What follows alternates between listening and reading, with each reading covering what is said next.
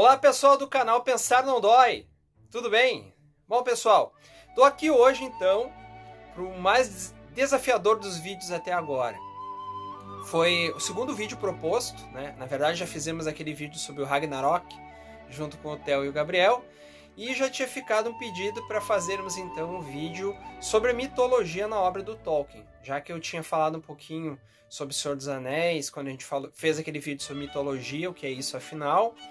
E eu me preparei então, fui fazer pesquisas, pensei muito sobre o assunto, refleti e fiquei louco. E daí, dessa ideia de fazer um vídeo sobre mitologia na obra do Tolkien, acabou surgindo a ideia de fazer uma série de vídeos, que vão se chamar então Cosmogonia Nerd. Por que Cosmogonia Nerd? Porque quando a gente fala de Tolkien, ou fala sobre a mitologia na obra do Tolkien, nós estamos falando sobre todo um universo que hoje vamos dizer assim, gera bilhões no mundo e o interesse de muita gente. Hoje a gente fala nerd de uma maneira muito legal, né? Hoje ser nerd é ser cool, né? Tô eu aqui com a minha camisetinha que eu ganhei do terceirão de 2018, né? Do Senhor dos Anéis. Tô com o meu anel aqui na mão, esse é meu. E ser nerd hoje então é cool, é descolado, é legal. Até os anos 80, 90, a cultura nerd era uma cultura underground, mas por muito tempo ser nerd era viver no limbo, literalmente, né? Então eu que sou um nerd assumido, né? Aliás, vamos aproveitar esse vídeo para dizer, sim, a partir de hoje eu assumo, eu sou um nerd! Isso aí. No meu tempo de escola, ser nerd era meio perigoso. Eu tive uma vantagem, eu era um nerd que jogava futebol, então a minha diferença para os outros nerds é que eu não apanhava, porque de quem eu deveria apanhar eram meus amigos do futebol, então, ou de outros esportes aí. Mas muito bem, por que Cosmogonia Nerd? Porque a gente não vai poder começar a falar sobre esse universo mitológico, né, misturado com essa cultura toda cool, nerd, geek, vários nomes ainda que a gente dá. Tem uma diferença de geek e nerd, mas a gente vai falar disso mais adiante. Então, assim, eu pensei, antes de chegar no Tolkien, a gente tem que fazer, então, uma linha do tempo aí para entender qual a importância do Tolkien, para poder falar da obra do Tolkien, para poder falar da mitologia na obra do Tolkien. Então, lá, o que seria a cosmogonia? Seria esse universo a partir da criação, como ele vai se desenvolvendo. Um bom parâmetro para a gente falar sobre a cosmogonia nerd é a própria mitologia grega, então, de todas as mitologias, é aquela que é mais conhecida e mais presente. Bom, quem é o primeiro cara, então, que a gente vai analisar na mitologia nerd, que a gente vai dele para trás, tá? É o senhor George Lucas. Muito bem. George Lucas, então, o criador do universo Star Wars, né? Tô com o meu Stormtrooper aqui do lado para falar disso um pouquinho. O George Lucas, que foi assessorado, diga-se de passagem, já citei no outro vídeo, pelo Joseph Campbell, que é o maior mitólogo aí do século XX, já falecido, obviamente, criou todo o universo Star Wars, que a partir aí dos anos 70, final, né, dos anos 70, dos anos 80 principalmente, e foi renovado agora, né, na última década, fez os nerds se sentirem orgulhosos de serem nerds. Tá? Então quem seria o George Lucas nessa cosmogonia? Mais ou menos, vamos dizer assim, Zeus, né? O Zeus da mitologia grega. Tá? George Lucas, Zeus, o deus do Olimpo, o cara poderoso, mais famoso, mais conhecido.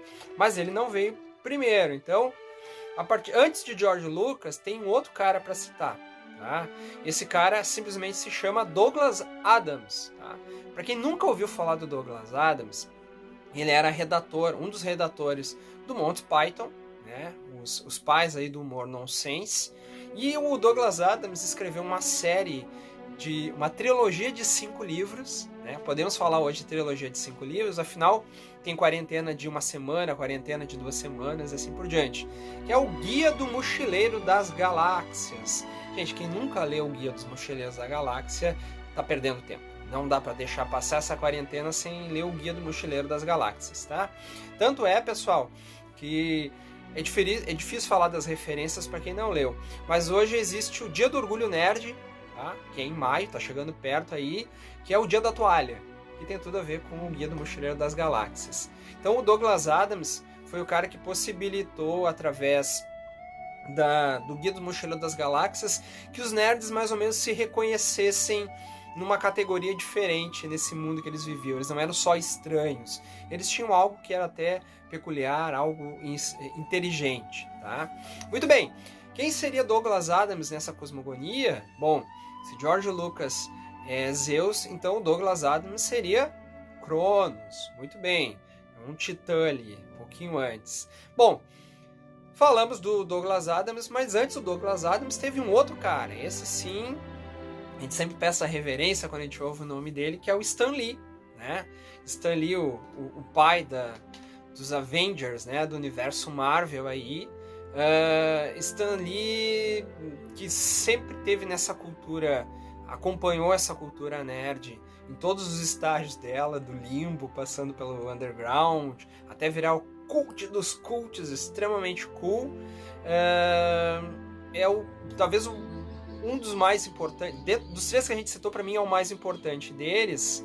E ele seria quem na cosmogonia? Bom, se George Lucas foi Zeus, se Douglas Adams foi Cronos, então o nosso Stan Lee só pode ser Urano. Muito bem. Mas Urano não é o princípio de tudo. Então, quem é que vem antes de Urano? O caos. O que é o caos? O caos é o que demanda, o que gera tudo, da onde tudo vai ser criado. E esse cara é, aí sim, o cara que a gente vai falar hoje, o senhor J.R.R. Tolkien, ou simplesmente Tolkien, autor de muitos livros, e mais especialmente esse aqui que inaugura tudo, O Hobbit. Tá? Esse Um Anel aqui aparece a primeira vez no livro O Hobbit. O Hobbit, então, foi um livro lançado na década de 30, para vocês terem uma ideia. Fez um enorme sucesso. Por que ele é tão importante para esse universo nerd? Então, quando a gente fala de... Hoje a gente vai mais além, eu citei alguns exemplos aí, mas o RPG talvez seja o maior exemplo dessa resistência nerd. A Netflix, através do Stranger Things, resgatou um pouco essa questão. Ao mesmo tempo, o It, né, a releitura do It, traz um pouco desse universo, principalmente dos anos 80 ali, onde estavam muito presente o quê? Aqueles personagens clássicos, né? O mago, o anão, o ranger, o humano, o elfo, o goblin, vários personagens ali que são desse universo. Esses personagens que eu cito, na verdade, eles são personagens que fazem parte de uma mitologia que existia na Europa desde sempre, tá, pessoal? Pré-cristianismo e durante o cristianismo, apesar do cristianismo se expandir e até, de certa maneira, perseguir ou proibir o culto ou a manutenção dessas ideias, ela se manteve. E foi graças aonde, principalmente na mitologia celta, lembrando que os celtas habitavam praticamente a Europa inteira antes de todos esses outros povos que a gente cita. Tá? Os celtas são originários da Península Ibérica e eles tiveram uma cultura ainda hoje é muito forte, muito presente, onde é que tu encontra a cultura celta? Na região da Galícia, ao norte da Espanha, tá? E no país de Gales e na Irlanda. Então, o que o Tolkien faz? Ele vai trazer essa mitologia celta e a mitologia nórdica, ele vai resgatar desse mundo de contos, de lendas, ele vai repaginar e vai trazer para dentro da literatura e vai trazer de novo com muita força para o século XX. Mas não só isso, tá? O Tolkien, ele era um filologista, um catedrático, professor de Oxford, né? Tinha uma cátedra em Oxford, e ele, na verdade, vai criar todo um universo novo. Ele vai criar um mundo, ele vai criar personagens, e o mais incrível, já que ele era um filologista, é criar línguas. Tá? Então, isso tudo é encantador. De várias línguas que ele cria, né? Tem duas línguas élficas, tá? A mais usada lá, que é que o Legolas fala, que o Thranduil fala também, é baseado na língua islandesa. Então ele traz essa coisa das runas, a gente já vai ver, falando já agora, então, as runas e a linguagem élfica mostram o quanto Tolkien fez um trabalho de formiguinha. vocês terem uma ideia, ele lançou o Hobbit nos anos 30 e o Senhor dos Anéis foi só quase 20 anos depois lançado. Tá? Foi uma obra que ele foi escrevendo ao longo de 20 anos. E é de uma cumplicidade incrível. Né? O Silmarillion, que é, na verdade, o que ele considera a principal obra, só foi lançado póstumamente pelo filho dele. E ali tem muito da base. Bom, a gente não se perder, então, o que eu fiz, pessoal? Eu peguei alguns personagens que fazem parte, então, desse universo fabuloso, fantástico que o Tolkien cria. O Tolkien foi indicado 2 vezes como Nobel de Literatura, não ganhou, mas não tira o mérito. Ele é, em algumas listas, considerado o grande escritor do século XX. Vendeu mais ou menos 200 milhões de livros aí. Ele já era um fenômeno antes, por exemplo, da Rowling. Né? A Rowling, que eu acho que renova com o Harry Potter um pouco desse universo também. Então, o Tolkien vai criar personagens que são realmente incríveis, mas esses personagens têm raízes nas mitologias. Então eu escolhi alguns dos personagens da obra do Tolkien para falar dos paralelos que a gente encontra, tanto na mitologia nórdica quanto na mitologia céltica. Tá? O primeiro personagem que a gente vai falar então é o Thranduil. Thranduil é o pai do Legolas. Tá? Ele é o grande elfo, poderoso elfo da floresta. Então eu vou botar umas imagenzinhas do Thranduil aí, e com quem que a gente consegue associar de cara, assim. Tanto a vestimenta, o tipo de coroa que o Thranduil usa, como o alce onde ele é montado, ele é nada mais, nada menos que o Cernunnos, né? O deus celta que representa o masculino, representa a questão da virilidade, a questão da força, a questão do animalesco da floresta. Né? O Cernunnos é metade cervídeo e metade humano, então embora o Thranduil como elfo, né, ele seja um humanoide, mas então ele tem essa referência aí do alce que ele monta, o alce rei, que mostra essa ligação muito forte com o Cernunnos. É incrível isso, tá? Então, primeiro, o Thranduil, que de cara a gente bate, é o Cernunnos, tá? Muito dessa referência da questão do animal. Já falando, como ele é um elfo, né? Os elfos estão dentro dessa cultura mitológica europeia. Elfos, ondinas, gnomos, outros seres da natureza, ele vai também trazer para dentro, tá? Segunda personagem, Galadriel, então a toda poderosa senhora dos elfos, né, ancestral. Galadriel a gente consegue encontrar referência nela tanto na mitologia nórdica como na mitologia céltica. Na mitologia nórdica, Freya, tá?